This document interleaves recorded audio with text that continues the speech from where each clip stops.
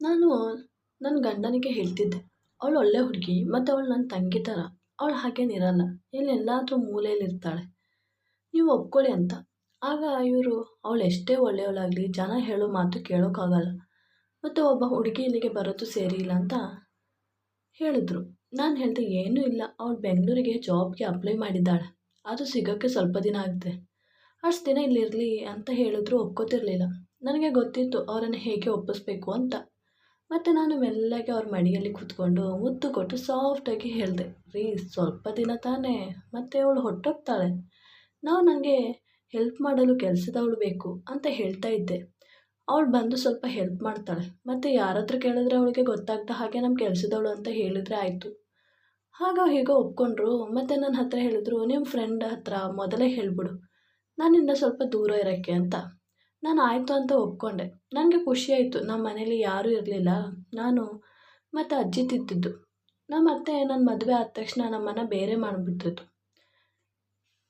ಹೋಗಿ ಅಂತ ಹೇಳಿಬಿಟ್ಟಿದ್ರು. ನಮ್ಮ ಅತ್ತೆ ಹೇಳ್ತಿದ್ರು, ನನಗೆ ಮೊದಲಿನ ಕಾಲದ ಹಾಗೆ ನನ್ನ ಗಂಡಂದು ಸೇವೆ ಮಾಡ್ಕೊಂಡಿರೋಕ್ಕೆ ಅಲ್ಲ ನನ್ನ ಮಗನಿಗೆ ಮದುವೆ ಮಾಡಿಸಿದ್ದು. ನಿಮಗೂ ಆಸೆ ಇರುತ್ತೆ ಹೇಗೆಲ್ಲ ಇರಬೇಕು ಅಂತ, ಹಾಗೆ ಜೀವನ ಮಾಡ್ಕೊಳ್ಳಿ, ನಮ್ಮ ಬಗ್ಗೆ ಟೆನ್ಷನ್ ತೆಗಿಬೇಡಿ ಅಂತ ಹೇಳಿ ಬೇರೆ ಮಾಡಿದ್ರು. ನನಗೆ ಇದರ ಬಗ್ಗೆನೂ ಟೆನ್ಷನ್ ಇರಲಿಲ್ಲ. ಅಯ್ಯೋ ಬೇರೆಯವ್ರ ಹತ್ರ ಕೇಳಬೇಕು ಅಂತ. ನಾನು ಮಾರನೇ ದಿನವೇ ನನ್ನ ಫ್ರೆಂಡ್ಗೆ ಮೊದಲೇ ಕಾಲ್ ಮಾಡಿ ಹೇಳಿಬಿಟ್ಟಿದ್ದೆ, ಬಟ್ಟೆ ಎಲ್ಲ ಪ್ಯಾಕ್ ಮಾಡಿರು, ನಾನು ಬರ್ತಾ ಇದ್ದೀನಿ ಅಂತ. ಹಾಗೆ ಹೋಗಿ ಅವಳು ರೆಡಿಯಾಗಿ ನಿಂತಿದ್ಲು. ನಾನು ಅವಳನ್ನು ಕರ್ಕೊಂಡು ಬಂದೆ. ಅವಳ ಅತ್ತಿಗೆ ಮುಖ ಸಹ ನಾನು ನೋಡಲಿಲ್ಲ. ಮತ್ತು ಅವಳು ಬಂದು ಅಳ್ತಾ ಇದ್ಲು, ನನ್ನ ಬಾಳು ಹೀಗಾಗ್ತಿಲ್ಲ, ನಾನು ಏನು ತಪ್ಪು ಮಾಡಿದೆ, ನನ್ನ ಗಂಡ ನನ್ನನ್ನು ಹೊರಗೆ ಹಾಕಿದ್ದಾನೆ, ಮತ್ತು ನಾನು ಅವ್ನ ಕಾಲು ಹಿಡ್ಕೊಂಡು ಕೂಗರಿದ್ರು, ಮತ್ತು ಹೇಳಿದ್ರು ನನಗೆ ತಾಯಿ ಇಲ್ಲ, ಮತ್ತು ಮನೇಲಿ ಅತ್ತಿಗೆ ಹೋದ್ರೇ ಸರಿಯಾಗಿ ನೋಡಲ್ಲ, ಅಂಥದ್ರಲ್ಲಿ ನನ್ನನ್ನು ನೀವು ಹೊರಗೆ ಹಾಕಿದ್ದೀರಿ ಅಂತ ಹೇಳಿ ನಾನು ಅಳುತ್ತಾ ನಾನು ಅಲ್ಲೇ ಇದ್ಬಿಡ್ತೀನಿ ಅಂತ ಹೇಳಿದ್ರು. ಅವರು ನನ್ನನ್ನು ಹೊರಗೆ ಹಾಕಿ ಡೈವರ್ಸ್ ಕೊಟ್ಟು, ಮತ್ತು ಅತ್ತಿಗೆ ಅಲ್ಲಿಂದ ಬಂದಿರೋದು ಗೊತ್ತಾಗ್ದಾಗಲೇ ನನ್ನನ್ನು ಮನೆ ಹೊಸಲು ತುಳಿದಕ್ಕೂ ಬಿಡದೆ ಹೊರಗೆ ಇರಿಸಿದ್ರು. ಮತ್ತು ಹೇಳ್ತಾಯಿದ್ರು, ನಿಂದೆ ಏನೋ ತಪ್ಪಿರುತ್ತೆ, ಅವನು ಹಾಗೆ ಮಾಡ್ದವನಲ್ಲ ಅಂತ ಹೇಳ್ತಾಯಿದ್ರು. ಅಣ್ಣನೂ ಅತ್ತಿಗೆ ಮಾತು ಕೇಳ್ಕೊಂಡಿದ್ರು. ನಾನು ಹೇಳಿದೆ, ಹೋಗಲಿ ಬಿಡು, ಇನ್ನು ಅದ್ರ ಬಗ್ಗೆನೇ ಯೋಚನೆ ಮಾಡ್ಕೊಂಡಿರಬೇಡ, ನಾನಿಲ್ವಾ ಅಂತ ಹೇಳಿದೆ. ಜ್ಯೋತಿ ಬಂದಿದ್ದೆ, ಮನೇಲಿ ಹೇಗೆ ಟೈಮ್ ಪಾಸ್ ಆಗ್ತಾಯಿತ್ತು ಅಂತ ಗೊತ್ತೇ ಆಗ್ತಿರ್ಲಿಲ್ಲ. ಅವಳು ನನ್ನ ಕೆಲಸದಲ್ಲಿ ಹೆಲ್ಪ್ ಮಾಡ್ತಾಯಿದ್ಲು, ನನಗೂ ಸ್ವಲ್ಪ ರೆಸ್ಟ್ ಸಿಗ್ತಾಯಿತ್ತು. ಆದರೆ ಅಜಿತ್ಗೆ ನನ್ನ ಜೊತೆ ಕಳೆಯಲು ಟೈಮ್ ಸಿಗ್ತಾ ಇರಲಿಲ್ಲ. ಯಾವಾಗಲೂ ಹೇಳ್ತಾ ಇದ್ದ, ನೋಡು ಯಾವಾಗ ನೋಡಿದ್ರೂ ಅವಳ ಜೊತೆನೇ ಇರ್ತೀಯ, ನನಗೂ ಟೈಮ್ ಕೊಡು ಅಂತ. ಒಂದಿನ ನಾವು ಮಾತಾಡ್ತಾ ಹೇಗೆ ರಾತ್ರಿ 1 ಗಂಟೆ ಕಳೀತು ಗೊತ್ತೇ ಆಗಲಿಲ್ಲ. ನಾನು ರೂಮ್ಗೆ ಹೋದೆ. ಅಜಿತ್ ಕೋಪದಿಂದ ನೋಡ್ತಾ ಇದ್ದ, ಮತ್ತು ಹೇಳ್ದ, ಈ ಟೈಮಾ ಆ ರೂಮ್ಗೆ ಬರೋದು, ನೋಡು ಅವಳು ಬಂದಾಗಲಿಂದ ನೋಡ್ತಾ ಇದ್ದೀನಿ, ಯಾವಾಗ ನೋಡಿದ್ರೂ ಅವಳ ಜೊತೆನೇ ಇರ್ತೀಯ, ನನ್ನ ಹತ್ರ ಸ್ವಲ್ಪ ಹೊತ್ತು ಸಹ ಇರಲ್ಲ ಅಂತ ಹೇಳಿ ಹತ್ತಿರ ಬಂದ. ಮೊದಲೇ ಲೇಟಾಗಿತ್ತು, ನನಗೆ ತುಂಬ ನಿದ್ದೆ ಬರ್ತಾಯಿತ್ತು. ನಾನು ಅವಾಯ್ಡ್ ಮಾಡಿದ್ರು ಅಜಿತ್ ರಾತ್ರಿ ಇಡೀ ಮಲಗಲು ಬಿಡಲೇ ಇಲ್ಲ. ಮಾರನೇ ದಿನ ಅಜಿತ್ಗೆ ರಜೆ ಇತ್ತು, ಮತ್ತು ನಾನು ರಾತ್ರಿ ನಿದ್ದೆ ಇಲ್ಲದೆ ಲೇಟಾಗಿ ಎದ್ದೆ. ಬಂದು ನೋಡಿದಾಗ ಜ್ಯೋತಿ ಅಳ್ತಾ ಇದ್ಲು. ನಾನು ಓಡಿ ಹೋಗಿ ಏನಾಯಿತು ಅಂತ ಕೇಳಿದೆ. ಅದಕ್ಕೆ ಅವಳು, ನನಗೆ ಒಬ್ಬಳೇ ಇದ್ದರೆ ಆ ದಿನಗಳು ಜ್ಞಾಪನ ಬರ್ತಾ ಇರುತ್ತೆ ಅಂತ ಹೇಳಿದ್ಲು. ನಾನು ಅವಳನ್ನು ಸಮಾಧಾನ ಮಾಡಿ ಬ್ರೇಕ್ಫಾಸ್ಟ್ ರೆಡಿ ಮಾಡಿದೆ.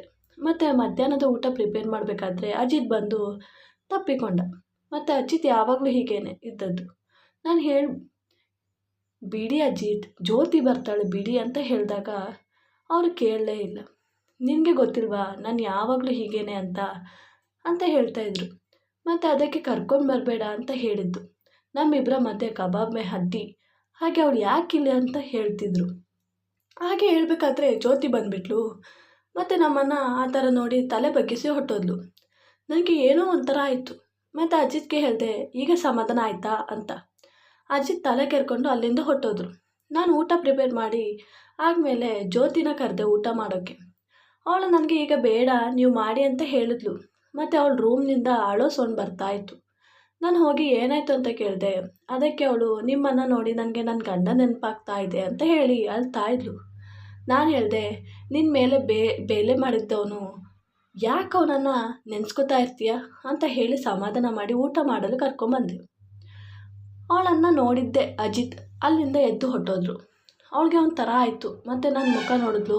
ನಾನು ಏನೂ ಆಗದೆ ಇರೋ ಹಾಗೆ ಸುಮ್ಮನೆ ಆಗಿಬಿಟ್ಟೆ. 2 ದಿನ ಆದಮೇಲೆ ನಾನು ರಾತ್ರಿ ಮಲಗಿದ್ದೆ. ಸಡನ್ನಾಗಿ ಎಚ್ಚರ ಆಯಿತು. ನೋಡಿದ್ರೆ ಅಜಿತ್ ಮಾತಾಡೋ ಸೌಂಡು. ನಾನು ಎದ್ದು ಹೋಗಿ ನೋಡ್ತೀನಿ ಅಜಿತ್ ಜ್ಯೋತಿನ ಬೈತಾ ಇದ್ರು. ಜ್ಯೋತಿ ತಲೆ ಬಗ್ಗಿಸಿ ನಿಂತಿದ್ಲು. ಮತ್ತು ನನ್ನನ್ನು ಅಜಿತ್ ಕೋಪದಿಂದ ನೋಡಿ ರೂಮ್ಗೆ ಹೋದ. ನಾನು ಜ್ಯೋತಿ ಹತ್ರ ಏನಾಯಿತು ಅಂತ ಕೇಳಿದೆ. ಅದಕ್ಕೆ ಅವಳು, ನಾನು ಏನೂ ಮಾಡಲಿಲ್ಲ, ನೀರು ಕುಡಿಯೋಕ್ಕೆ ಬಂದೆ. ಅಷ್ಟರಲ್ಲಿ ಅಜಿತ್ ನನ್ನನ್ನು ನೋಡಿ, ನಿನಗೆ ನಾಚಿಕೆ ಆಗಲ್ವಾ, ನಮ್ಮಿಬ್ಬರ ಮಧ್ಯದಲ್ಲಿ ಬಂದು ಇಲ್ಲಿ ನಿಂತ್ಕೊಂಡಿದ್ದೀಯಲ್ಲ, ಇಲ್ಲಿಂದ ಹೋಗು ಮೊದಲು ಅಂತ ಹೇಳಿದರು. ಅಷ್ಟರಲ್ಲಿ ನೀನು ಬಂದೆ. ನಾನು ಹೋಗ್ತೀನಿ, ನಾನು ಇನ್ನು ನಿಲ್ಲಲ್ಲ ಅಂತ ಹೇಳಿ ಅಳುತ್ತಾ ಹೊಟ್ಟೋದು. ನಾನು ಕೋಪದಿಂದ ರೂಮ್ಗೆ ಹೋದೆ. ಅಜಿತ್ ಕೋಪದಿಂದ ಕೂತಿದ್ರು. ನಿಮಗೆ ಏನಾಗಿದೆ ಅಂತ ಕೇಳಿದೆ. ಅದಕ್ಕೆ ಅವರು, ಏನು ನೀನು ನನ್ನ ಕೇಳ್ತಿದೆಯಾ ಏನಾಗಿದೆ ಅಂತ, ಅವಳ ಹತ್ರ ಹೇಳು ನನ್ನಿಂದ ದೂರ ಇರು ಅಂತ. ಮೊದಲು ಅವಳನ್ನು ಇಲ್ಲಿಂದ ಹೊರಗೆ ಹಾಕು, ಸುಮ್ಮನೆ ಅವಳನ್ನು ಇಲ್ಲಿ ಇರಿಸ್ಕೊಂಡು ನಿನ್ನ ಜೀವನ ಹಾಳು ಮಾಡ್ಕೊಬೇಡ ಅಂತ ಹೇಳ್ದೆ. ಅದಕ್ಕೆ ಹೇಳಿದೆ, ನೀವೇನು ಅವಳನ್ನು ತೆಗ್ದಾಕು ಅಂತ ಹೇಳ್ತಾ ಇದ್ದೀರಲ್ಲ, ಅವರಿಗೆ ಗತಿ ಇಲ್ಲದೇ ಇರೋದಕ್ಕೆ ತಾನೇ ನಾನು ಇಲ್ಲಿರಿಸ್ಕೊಂಡಿರೋದು. ಮನುಷ್ಯನಿಗೆ ಕಷ್ಟ ಇರುತ್ತೆ, ನಾವು ಈಗ ಅವರಿಗೆ ಹೆಲ್ಪ್ ಮಾಡಿದ್ರೆ ನಮಗೆ ನಾಳೆ ದೇವರು ಹೆಲ್ಪ್ ಮಾಡುತ್ತಾನೆ ಅಂತ ಹೇಳಿದೆ. ಅದಕ್ಕೆ ಅವನು, ನೀನು ಈಗ ಅವಳನ್ನು ಕಳಿಸ್ತೀಯಾ ಇಲ್ವಾ ಅಂತ ಹೇಳ್ದ. ಅದಕ್ಕೆ ನಾನು, ಹಾಂ ಆಯಿತು ಕಳಿಸ್ತೀನಿ, ಆದರೆ ಅವಳ ಜೊತೆ ನಾನು ಹೋಗ್ತೀನಿ ಅಂತ ಹೇಳಿದ್ದೆ. ಅವನು ನನ್ನ ಮುಖ ನೋಡ್ಕೊಂಡು ಅಲ್ಲೇ ನಿಂತುಬಿಟ್ಟ. ನನಗೆ ಗೊತ್ತು ಅವನು ನನ್ನನ್ನು ತುಂಬ ಹೆಚ್ಚಾಗಿ ಪ್ರೀತಿ ಮಾಡ್ತಿದ್ದಾನೆ ಅಂತ, ಮತ್ತೆ ನನ್ನನ್ನು ದೂರ ಹೋಗಲು ಬಿಡಲ್ಲ ಅಂತ. ಅದಕ್ಕೆ ನಾನು ಹಾಗೆ ಹೇಳಿದೆ. ಅದಕ್ಕೆ ಅವನು ಏನೂ ಮಾತಾಡದೆ ಹೋಗಿ ಮಲ್ಕೊಂಡ. ಮತ್ತು ಮಾರನೇ ದಿನ ಅವಳ ಜೊತೆ ಇವನೇ ಹೋಗಿ ಮಾತಾಡೋದು ಮಾಡ್ತಾ ಇದ್ದ. ನಾನು ಸಡನ್ನಾಗಿ ಚೇಂಜ್ ಆಗಿದ್ನಲ್ಲ ಅಂತ ಆಶ್ಚರ್ಯ ಆಯಿತು. ಮತ್ತು ಅಂದ್ಕೊಂಡೆ ಒಳ್ಳೆಯದೇ ಆಯಿತು ಅಂತ. ಇನ್ನು ಅವಳ ಬಗ್ಗೆ ಟೆನ್ಷನ್ ಇರಲ್ಲ ಅಂದ್ಕೊಂಡೆ. ಅವರಿಬ್ಬರು ಇನ್ನೂ ಹೆಚ್ಚು ಮಾತನಾಡಲು ಮತ್ತು ನಗಾಡ್ಕೊಂಡಿರ್ತಿದ್ರು.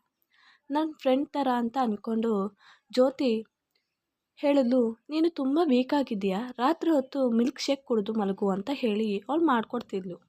ಮತ್ತು ಅದು ಕುಡಿದ ತಕ್ಷಣ ನಾನು ಮಲಗಿಬಿಡ್ತಿದ್ದೆ. ನನ್ನ ಗಂಡ ವೀಕೆಂಡ್ನಲ್ಲಿ ನನಗೆ ಏನಾದರೂ ತಂದುಕೊಡ್ತಿದ್ದ. ಹೀಗೆ ತರಬೇಕಾದ್ರೆ ಅವ್ನು 2 ಕವರ್ ಕೊಟ್ಟು ಒಂದು ಜ್ಯೋತಿಗೆ ಕೊಡು ಅಂತ ಹೇಳಿದ್ರು. ನೋಡಿದ್ರೆ ನನಗೆ ತಂದಿರೋ ಥರನೇ ಬಟ್ಟೆ ತಂದಿದ್ರು. ಜ್ಯೋತಿ ತುಂಬ ಥ್ಯಾಂಕ್ಸ್, ನನಗೆ ಬಟ್ಟೆ ಇರಲಿಲ್ಲ ಅಂತ ಹೇಳಿ ಈಸ್ಕೊಂಡ್ಳು.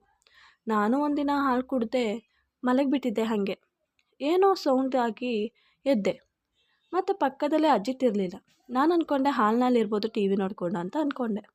ಅಲ್ಲೇ ಹೋಗಿ ನೋಡ್ತೀನಿ ಇರಲಿಲ್ಲ. ಮತ್ತು ಫೋನ್ ಮಾಡೋದ ಅಂತ ಹೋಗೋಷ್ಟರಲ್ಲಿ ಅಜಿತ್ ನಗೋ ಸೌಂಡ್ ಬಂತು. ಎಲ್ಲ ರೂಮಲ್ಲಿ ಇರಲಿಲ್ಲ, ಜ್ಯೋತಿ ರೂಮ್ ಮಾತ್ರ ಬಾಕಿ ಇತ್ತು. ಅಲ್ಲಿ ಬಾಗಿಲಿಗೆ ಕಿವಿ ಮಡಗಿ ನೋಡಿದಾಗ ಅಜಿತ್ ನನ್ನ ಜೊತೆ ಮಾತಾಡೋ ಹಾಗೆ ಮಾತಾಡ್ತಿದ್ದ. ಮತ್ತು ಜ್ಯೋತಿ ನಗಾಡ್ತಿದ್ಲು. ಮೆಲ್ಲಗೆ ಕಿಟಕಿ ಓಪನ್ ಮಾಡಿ ನೋಡಿದಾಗ ಅವರಿಬ್ಬರು ಒಂದಾಗಿ ಮಲಗಿದ್ರು. ನಾನು ಇದನ್ನು ನೋಡಿದ್ದೆ. ತಡೆಯೋಕ್ಕಾಗದೆ ಬಾಗಿಲನ್ನು ಜೋರಾಗಿ ತಟ್ಟಿದೆ. ಅಜಿತ್ ಓಪನ್ ಮಾಡಿ ತಲೆ ಬಾಗಿಸಿ ನಿಂತಿದ್ದ. ಮತ್ತು ಜ್ಯೋತಿನೂ ಹಾಗೆ ನಿಂತಿದ್ಲು. ಮತ್ತು ನಾನು, ನೀವು ಹೀಗೆ ಮಾಡ್ತೀರಿ ಅಂತ ನಾನು ಕನಸಲ್ಲೂ ಅಂದ್ಕೊಂಡಿರಲಿಲ್ಲ. ಇನ್ನು ಜ್ಯೋತಿ, ನೀನು ನನ್ನ ಫ್ರೆಂಡು ಅಂತ ನಿನ್ನನ್ನು ನನ್ನ ತಂಗಿ ಸ್ಥಾನ ಕೊಟ್ಟೆ, ಆದರೆ ನೀನು ನನ್ನ ಮನೆಯೇ ಹಾಳು ಮಾಡಿಬಿಟ್ಟೆ. ಇನ್ನು ನೀನು ಇಲ್ಲಿ ಇರಬೇಡ, ಹೋಗು ಅಂತ ಎಳೆದೊಯ್ತಿದ್ದೆ. ಆಗ ಅಜಿತ್ ಬಂದು ತಡೆದು ಹೇಳ್ದ, ಅವಳು ಎಲ್ಲಿಗೂ ಹೋಗಲ್ಲ, ಬೇಕಾದರೆ ನೀನು ಹೋಗು. ನಾನು ಎಷ್ಟೇ ಹೇಳಿದ್ರು ನೀನು ಆವಾಗ ಕೇಳಲಿಲ್ಲ. ನೀನೇ ತಾನೇ ಹೇಳಿದ್ದು ಅವಳ ಜೊತೆ ಚೆನ್ನಾಗಿರಿ ಅಂತ. ನಾನು ಹಾಗೇ ಇದ್ದೀನಿ. ಅವಳು ಆಚೆ ಹೋದರೆ ಅವಳನ್ನು ನೋಡಲು ಯಾರೂ ಇಲ್ಲ, ನಿನಗಾದ್ರೂ ಎಲ್ಲರೂ ಇದ್ದಾರೆ, ನೀನು ಬೇಕಾದರೆ ಹೋಗು, ನಾನು ಇವಳನ್ನೇ ಬಿಟ್ಟಿರಲ್ಲ ಅಷ್ಟೇ ಅಂತ ಹೇಳ್ದ. ನಾನು ಆ ಕ್ಷಣನೇ ಮನೆ ಬಿಟ್ಟು ಬಂದೆ. ಮತ್ತು ನನಗೆ ಗೊತ್ತಾಯಿತು ಅವಳು ಬೇರೆಯವ್ರ ಹತ್ರ ಮೊದಲು ಅಫೇರ್ ಮಡಗಿದ್ಲು. ಅದನ್ನು ಅರಿತು ಅವನ ಗಂಡ ಹೊರಗಡೆ ಹಾಕಿದ್ದು. ಅವಳಿಗೆ ಇದೇ ಬುದ್ಧಿ ಇದ್ದದ್ದು ಅಂತ ಹೇಳಿದರು. ನಾನು ನನ್ನ ಮನೇಲಿದ್ದೆ. ನನಗೆ ಅಜಿತ್ ಡಿವೋರ್ಸ್ ಕೊಟ್ಟ. ಮತ್ತು ಸ್ವಲ್ಪ ದಿನ ಆದಮೇಲೆ ಗೊತ್ತಾಯಿತು ಅಜಿತ್ ಕೆಲಸ ಸರಿಯಾಗಿ ಮಾಡ್ತಿಲ್ಲ ಅಂತ ಕೆಲಸದಿಂದ ತೆಗೆದಾಕಿದ್ರು. ಮತ್ತು ಜ್ಯೋತಿ ಮತ್ತು ಇನ್ನೊಬ್ಬ ಜೊತೆ ಓಡೋಟೋಗಿದ್ಲು, ಅಜಿತ್ ಕೆಲಸ ಮಾಡ್ತಿಲ್ಲ ಅಂತ. ಅಜಿತ್ ಈಗ ಒಬ್ಬನೇ ಇರೋದು ಅಂತ ನಾನು ಒಳ್ಳೆಯದಾಯಿತು ಅಂತ ಅಂದ್ಕೊಂಡೆ. ನನ್ನನ್ನು ನನ್ನ ಅಮ್ಮನ ತಮ್ಮನೇ ಮದುವೆ ಮಾಡಿಕೊಂಡ. ಫ್ರೆಂಡ್ಸ್, ನೀವು ಇನ್ನೊಬ್ಬರಿಗೆ ಹೆಲ್ಪ್ ಮಾಡೋಕ್ಕೆ ಹೋಗಬೇಕಾದ್ರೆ ಸ್ವಲ್ಪ ನೋಡಿ ಮಾಡಿ, ಇಲ್ಲಾಂದರೆ ನನ್ನ ಪರಿಸ್ಥಿತಿ ನಿಮಗೂ ಬರುತ್ತೆ. ಈ ವಿಡಿಯೋ ಇಷ್ಟವಾದಲ್ಲಿ ಪ್ಲೀಸ್ ಲೈಕ್ ಆ್ಯಂಡ್ ಸಬ್ಸ್ಕ್ರೈಬ್ ಮಾಡಿ.